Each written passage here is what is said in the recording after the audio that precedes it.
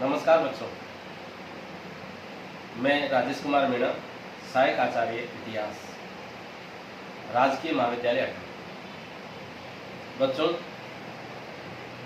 हम बीए द्वितीय वर्ष के पेपर फर्स्ट का जो टॉपिक है, तुर्की आक्रमण के विरुद्ध राजपूतों की पराजय के कारण, इसका अध्ययन करेंगे। तुर्की आक्रमण के विरुद्ध राजपूतों की पराजय के कारण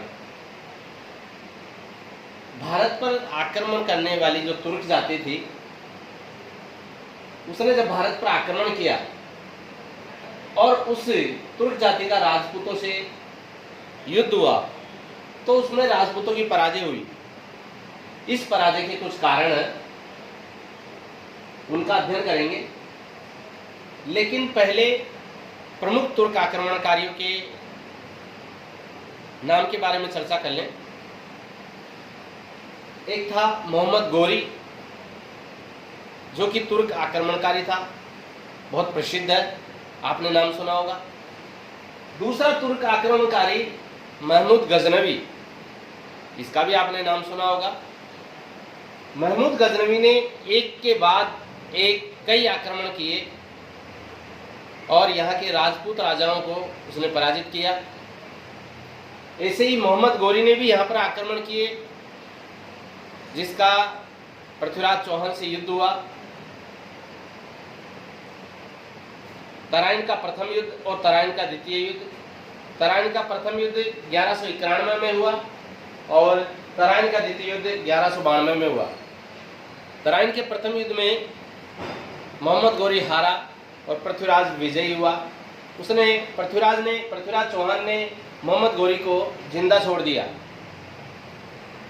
ये राजपूतों के उच्च आदर्शों का एक उदाहरण है, लेकिन उसको जिंदा छोड़ना पृथ्वीराज चौहान के लिए हानिकारक रहा और वो दोबारा तैयारी के साथ आया और उसने तराइन का दूसरा युद्ध 1192 ईस्वी में लड़ा, जिसमें पृथ्वीराज चौहान को कैद कर लिया गया और उसकी हत्या कर दी गई। अब ये तो प्रमुख तुर्क आक्रमणकारियों के नाम के बारे में, युद्ध के बारे में चर्चा हुई, लेकिन इनकी पराजय के, राजपूतों की पराजय के क्या कारण थे? उसमें पहला कारण था राजपूतों के पास स्थायी सेना की कमी।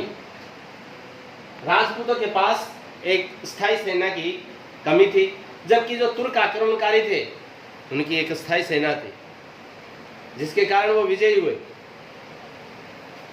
राजपूतों की पराजय का दूसरा कारण घुड़सवार सेना की श्रेष्ठता। राजपूतों की घुड़सवार सेना की बजाय जो तुर्क आक्रमणकारी थे, उनकी जो घुड़सवार सेना है वो श्रेष्ठ थी, वो ज्यादा दक्ष थे और इसी कारण तुर्क विजयी हुए। तीसरा जो कारण है राजपूतों की पराजय का, वो है श्रेष्ठ रणनीति। तुर्कों की श्रेष्ठ रणनीति, युद्ध लड़ने की जो नीति थी वो तुर्कों की ज्यादा अच्छी थी बजाय राजपूतों की। और युद्ध में हार और जीत का जो खेल होता है वो सारा रणनीति के ऊपर निर्धारित होता है। जिसकी श्रेष्ठ रणनीति होती है वो विजय होता है। चौथा जो पराजय का कारण है राजपूतों का, वो है राजपूतों की हाथी सेना। राजपूतों की हाथी सेना कमजोर थी। राजपूत हाथियों पर सवार होकर युद्ध लड़ते थे और वो हाथी घायल होने पर अपनी सेना को रौंद देते थे। पांचवा जो कारण राजपूतों की पराजय का, वो है गुप्तचर व्यवस्था। तुर्कों की गुप्तचर व्यवस्था ज्यादा अच्छी थी बजाय राजपूतों के।